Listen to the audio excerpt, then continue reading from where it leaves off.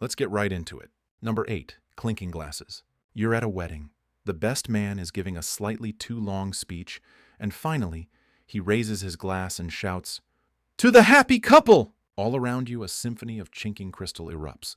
It's a moment of collective celebration, a sound so ingrained in our culture that we do it without a second thought. But what are you actually doing? Are you just making a fun noise?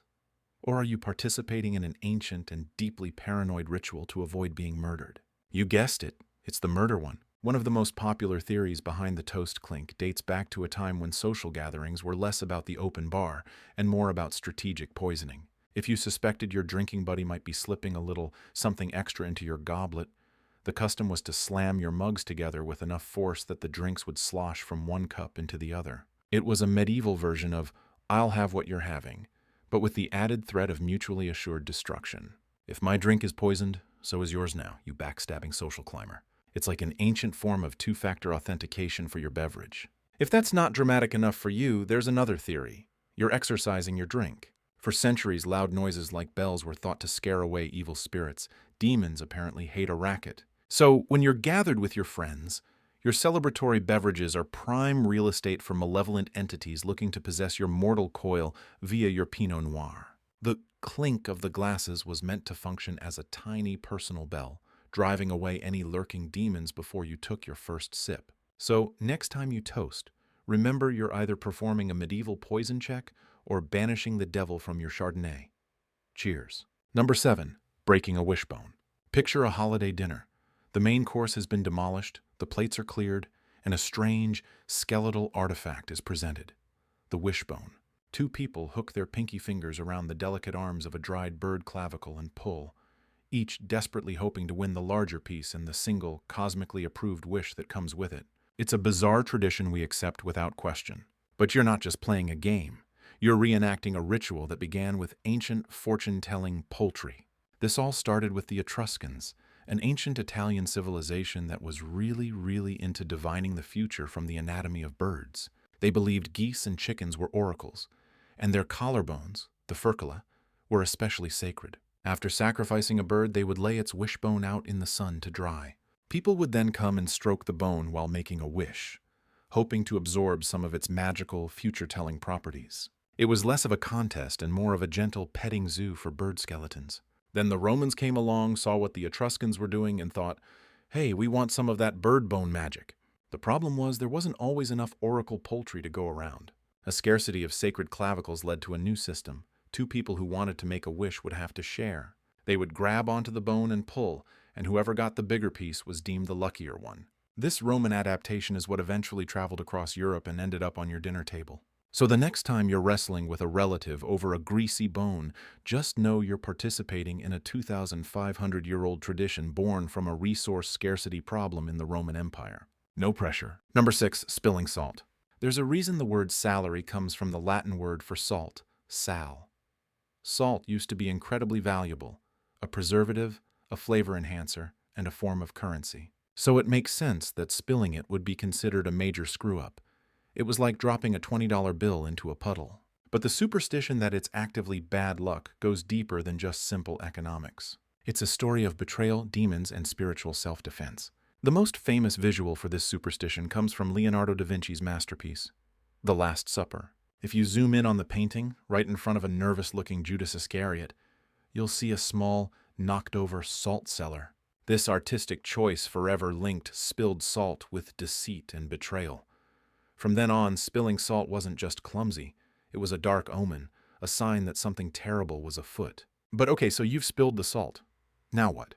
The ritualistic solution is to take a pinch of the spilled salt and throw it over your left shoulder. Why the left? Because for centuries, religious tradition held that the devil, or various other demonic minions, hung out over your left shoulder, whispering temptations and waiting for an opportunity to cause chaos. The right shoulder, meanwhile, was reserved for your guardian angel. By throwing salt over your left shoulder, you are, quite literally, throwing it directly into the eyes of the devil. The idea is to blind or distract him long enough for you to escape whatever misfortune he was planning for you. It's the spiritual equivalent of throwing pocket sand at a demon who's trying to steal your wallet. Effective, probably. Number 5. Birthday candles. Every year, Millions of us participate in a beautiful ancient fire ritual involving a baked good and a mild risk of setting off the smoke detector. You gather your loved ones, they sing a song slightly off-key, and you blow out a set of tiny flames on a cake, all in the hope that your silent wish will come true. This feels like a sweet modern tradition, but its roots are in honoring an ancient Greek goddess with a dessert-based tribute. The practice is believed to have started with the ancient Greeks, who would make round cakes to honor Artemis, the goddess of the hunt and the moon. The cakes were round to symbolize the moon, and they were decorated with lit candles to represent its glowing light. It was a beautiful edible offering to a lunar deity. The smoke from the candles was believed to be a vehicle, carrying their prayers and wishes up to the heavens where the gods could hear them. So when you're leaning over your funfetti cake, you're basically sending a smoke signal to the cosmos. The make a wish and blow them all out in one breath part is key. If you succeed, your wish is granted. If not, well, better luck next year. But here's the fun, modern twist on this ancient rite. A 2017 study found that the act of blowing out birthday candles increases the amount of bacteria on the cake's frosting by an average of 1,400%. 1,400. So as you make your wish, you're not just sending a prayer to the heavens. You're also gifting everyone a slice of cake generously seasoned with your own unique microbial signature. Happy birthday indeed. Number 4. Crossing your fingers. This simple gesture is the universal symbol for I am desperately hoping for a positive outcome. Or, alternatively, I am currently lying through my teeth, and this gesture magically absolves me of all moral responsibility. We do it for job interviews, lottery tickets, and when we tell our friend their new haircut looks fantastic. But this little hand contortion is a mashup of ancient pagan beliefs and a secret handshake for a persecuted religion. Before Christianity took hold in Europe, many pagan cultures believed that crosses were powerful symbols. The intersection of a cross was thought to be a focal point for good spirits and a concentration of positive energy. To make a wish, a person would cross their index finger with another person's index finger, creating a two-person cross to seal the deal and trap the good luck. Over time, it became too inconvenient to always have a wish-making partner on hand, so people started doing it solo, creating a self-contained cross with their own fingers. Then, as Christianity spread, the symbol took on a new meaning. During times of intense persecution by the Romans, Christians needed a way to identify each other without, getting fed to lions. A simple crossed finger gesture, easily hidden or dismissed, became one of their secret signs, a miniature concealable crucifix. So this one gesture has a dual history. It's both a pagan good luck charm and a symbol of religious solidarity. Now, you've condensed an ancient spiritual ritual and a symbol of covert faith into a get-out-of-jail-free card for telling your boss you've definitely finished that report. Number 3, knocking on wood. You've just said something dangerously optimistic out loud. Wow, I haven't been sick all year. Or, this car has never given me any trouble. A cold dread fills your heart. You've tempted fate. You've challenged the universe. You must immediately find the nearest wooden surface, a table, a door frame, your own head if you're desperate, and rap your knuckles on it twice. Knock on wood. But why? Why are you asking a piece of lumber for its blessing? The answer lies in ancient pagan beliefs, particularly those of cultures like the Celts, who believed that trees were the homes of gods, spirits, and fairies. Trees were sacred, living beings with a direct line to the supernatural world. Under this belief system, knocking on wood served one of two purposes, depending on whether you were feeling grateful or paranoid. The first theory is that you were knocking to call upon the protection of the friendly spirit living inside the tree. You'd state your good fortune, and then knock on the tree's door to thank the spirit and ask for your luck to continue. It's like leaving a good Yelp review for your local oak deity. The second, more defensive theory is that when you bragged about your good luck, you might attract the attention of evil spirits who would want to mess it all up for you.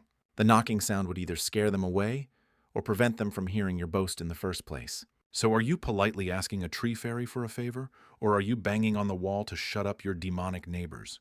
The answer is yes. Number 2. Something old, new, borrowed blue. This isn't just a single superstition. It's the Superstition Voltron, a collection of magical talismans disguised as a cute wedding rhyme. For generations, brides have meticulously assembled these 4 items to carry with them on their wedding day, believing it's a recipe for a happy marriage. But it's not just a sweet tradition.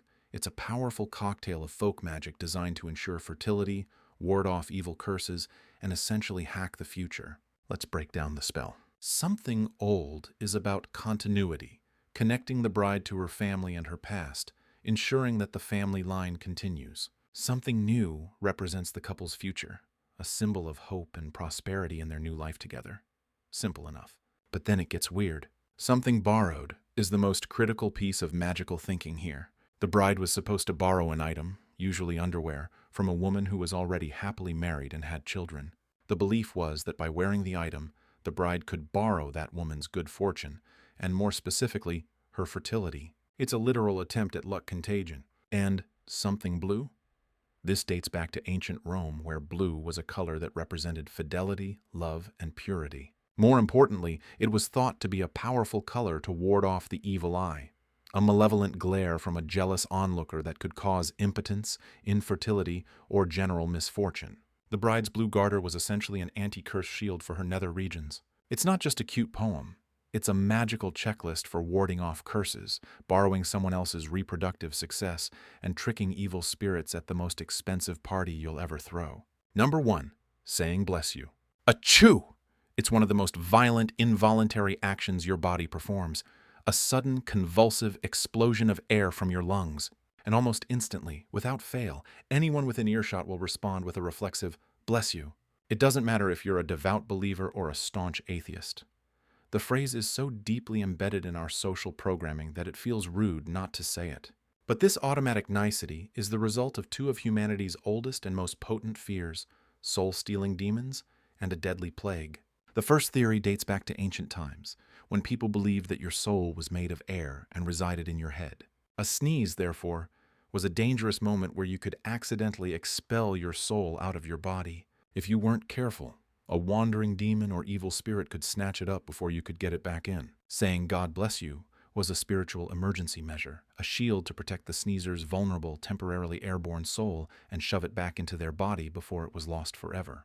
The second, and more historically documented theory, comes from the 6th century AD. The bubonic plague was ravaging Europe, and one of its most prominent early symptoms was a violent sneeze. Pope Gregory the Great, watching his population dwindle, reportedly issued a papal decree.